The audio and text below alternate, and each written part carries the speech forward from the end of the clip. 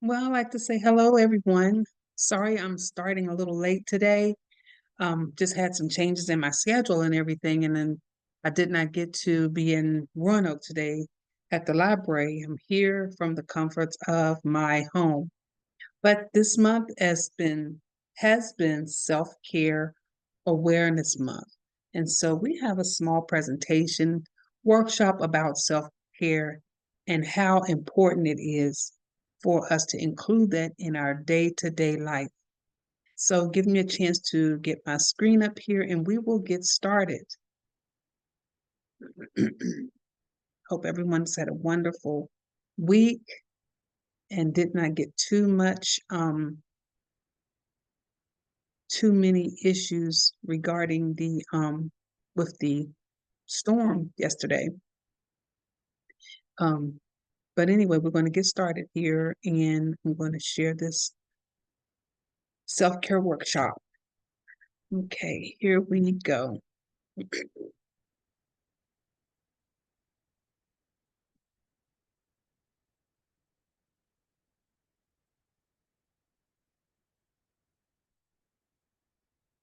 Alrighty.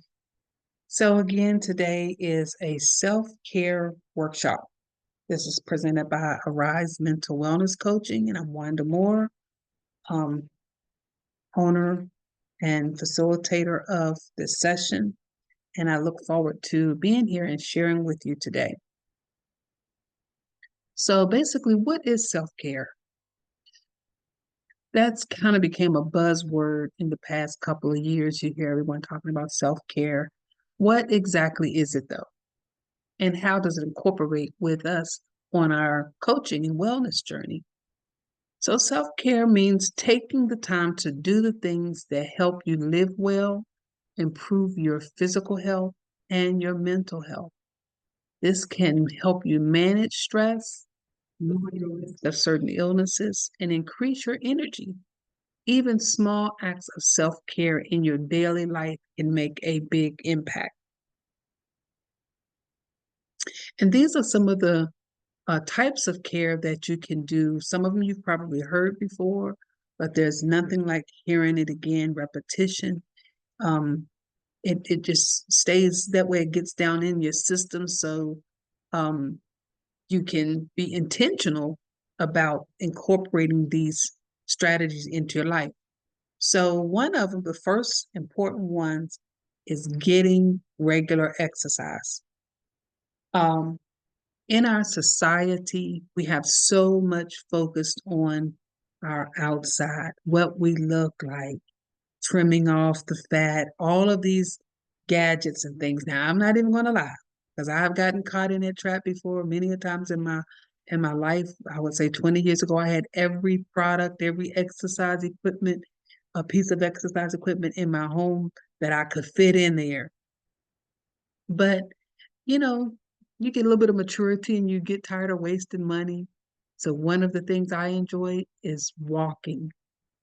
Sometimes if I can't get outside, I find I can get in front of my television. I have a walk, not even an app, it's a YouTube video, Leslie Sansone, and she incorporates a lot of movement in the walking. You don't even need that though. You can get in there, walk in place while your news is on or whatever you enjoy doing, and that gets that cardiovascular system going. So aim to do that at least 30 minutes a day if you can. If you can't do 30 minutes at one time, break it up in 10-minute intervals and it will boost your mood. It will improve your health. Small amounts of exercise can add up. So don't be discouraged if you can't do 30 minutes at a time. And I have this physical activity pyramid now. For those that are into weightlifting and all of that, you can have that. I'm not even talking about that. I'm talking about just regular exercise, walking, or something that's low impact to keep your heart strong. Um, and aim for, if you can do it 5 days a week, that's great, but start somewhere. Even if you like to strength train 2 to 3 times a week. This physical activity pyramid is just a little guide that can help you start somewhere and get on track. And you can Google it, or if you want a copy of this PowerPoint, I'd be happy to send it to you. Just let me know. This next bit of self-care is making sleep a priority. I don't know about you, but when I don't get enough sleep the night before, the next day I'm dragging. I'm relying on about a whole pot of coffee, Coca-Cola, or something to keep me kind of alert for the workday. But nothing replaces a good night's sleep. Stick to a schedule. Make sure you're getting enough sleep. There are all kind of devices that you can get out there. I simply use a ocean sound on my phone from YouTube, and it's the sound of the ocean. Now that is an app. It's a free app out on YouTube. It's an app, and it's got all these. Um, some people like the sound of rain or dripping on a tin roof. There are all kind of things out there. Some people don't need anything, but I do. I have relied on that, and it helps me to fall asleep. And when I doze off, I'll maybe wake up once or twice to use the bathroom, then I go on back to sleep. But if I've had me a good 6 or 7 hours of sleep the next day, feel pretty good and can function well. But if I don't, and I'm up doing things at night or just working on projects, and I know I have to get up the next day for the workday, I am dragging, and I'm not productive. So I have to get my sleep. So try that if you have struggles with your sleeping. The next one here is eat regular and healthy meals. Stay hydrated. Of course, there's the Food Guide Pyramid. It has changed over the years, and I used to follow this a lot because it's just a way that can help you keep your eating, your portions, and the types of food you should have throughout today in, basically like a guide and a plan. I know like you, like me, you may like a lot of junk food, sweets, salty, donuts, cookies, cakes. I've had to limit those, especially as I've gotten older. I don't rely on any type of um, diet programs or pill shots or any of those things. I fell into the trap before with that too, especially with not the shots and things, but more or less the pills. And they would be kind of effective for maybe about 10 or 15, 10 or 11 pounds, but then it would cause something else in my digestive system to not work. And if I don't stay regular, it makes me feel very miserable. So I just focus on eating plenty of fiber, having plenty of fiber in my diet, drinking plenty of water. At one time, I was trying to drink 100 ounces of water a day. And my doctor even told me that was too much because it would make me feel dizzy. So she told me to aim for 64 ounces. So I have one of those tumblers, fill it up, sip on it throughout the day. Try to lay off on my caffeine a lot. I'm not gonna lie, I do drink coffee, maybe probably 2 cups a day. It says four on the thing when you're making it in your pot, but I actually sometimes have a cup and a half, on days when I'm just wanting to have a nice cup to sip on while I'm working.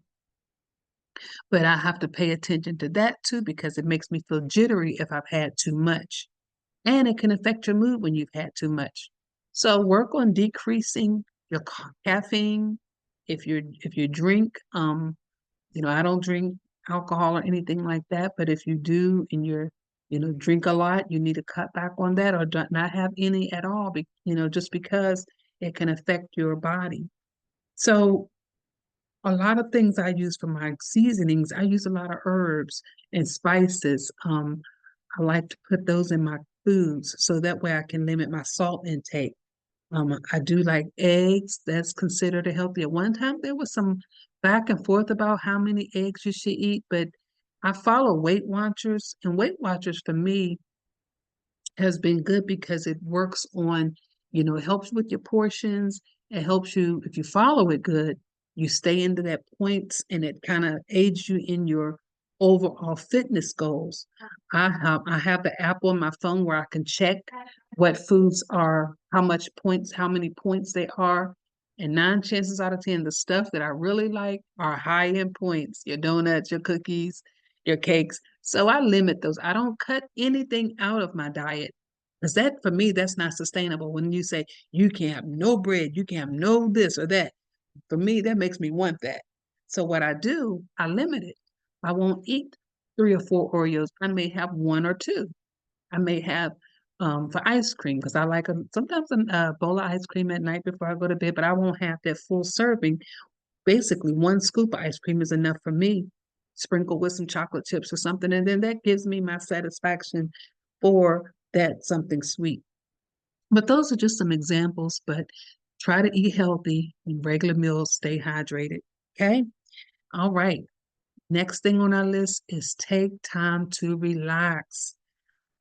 Wow. I know now, close to 60, a very active life with my grandchildren, church, work. I have to take out that relaxation time every day for me. After I finish for the day, sometimes I go out on my back porch and what I call my happy place, and I sat there, maybe with something to read or something to listen to, a cup of coffee or a cup of water. And that just helps me to relax, just to kind of decompress after working with clients and listening to a lot of their problems, trying to coach them through their own issues. I have to take out that time. So basically, a relaxing activity can be something that promotes wellness, muscle relaxation, meditation, breathing exercises. Schedule regular time for these and enjoy healthy activities that you do enjoy. Maybe listening to music, reading, spending time in nature, and engaging in what type of hobbies that you like. As I've gotten older, um, I have really, really had an affinity with my antique collecting, and basically I don't spend a whole lot of money. I have a cap on what I spend on things, but when I do, I find that I'm loving it because I feel like I found a treasure. And then I'm not making no whole lot of money selling anything. My husband teases me because he said, I've got my own little store over here of the things I'm trying to sell because I'll buy something and I don't want to sell. I want to keep it for myself. But it's a wonderful hobby. And it brings me some joy to be able to do something that I enjoy. That's a simple thing, in addition to supporting my grandkids in their sports and being out there cheering for them. Of course, my church, that's my life there, being around my church family, enjoying services together, being able to spend time with friends. I have my husband and I have a couple of couples that we are very the wives work well together, the husbands work well together. So when we get together and can spend time just to catch up on, if we've had a couple months go by, it's just a good thing. Anytime we can get down to the beach, I love that. I love being out there in the beach and looking at God's glory and his handiwork. Something about being in that air, it just lifts you. So taking that low stress hobby and activities that you enjoy, just relax. Okay, next on our list is setting goals and priorities. Decide what you must get done and what can wait. Learn to say no or say no to something new, especially if you feel like you're taking on too much. Smart goals are those that are specific, measurable, attainable, realistic, and on a timetable. And if you have some goals you're trying to attain, whether it's some of the things we've listed, you're trying to incorporate exercise, you're trying to eat better, you're trying to focus on getting more time for yourself to enjoy things. And whatever that is, whatever those goals and priorities you are, map them out. Maybe sometimes it helps to write it down and say, okay, by this time in 2 or 3 months, I'm going to be here. Maybe it's a new job. Maybe it's a new career. Maybe it's something you've been just wanting to do. Do your research and put that on your list. It's never too late, whatever that goal is, whatever you're attaining to do. Could be going back to school, whatever it is. Just make up in your mind that you're going to do it. You're going to have a goal and you're going to reach it. All right. I love this one. Practice gratitude. Remind yourself daily of things you are grateful for. And if you're a person of faith, that goes right there in line with what the Bible tells us to do, to every day give thanks unto the Lord.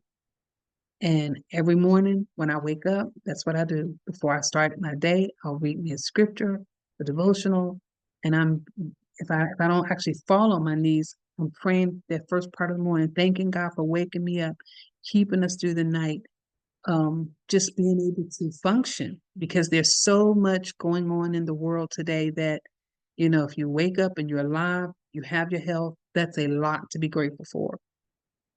So try to find gratitude, practice gratitude. Even people in your life that have done things for you, have shown you kindness, show some gratitude. And showing gratitude helps you feel better. It helps that mood, helps you, feel better about yourself. Write them down and replay them in your mind, things that you are grateful for. And our final tips and takeaways: focus on the positivity. Identify and challenge negative and unhelpful thoughts.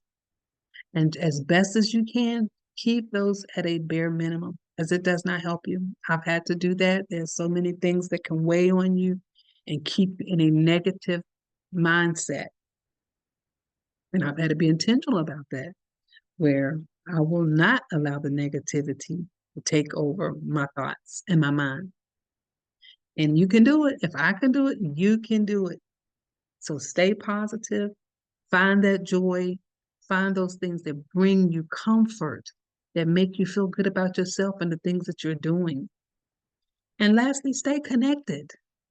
Reach out to your friends, or even if you don't have a lot of family, reach out to somebody that you know you have a connection with. Members who can provide you emotional support and practical help.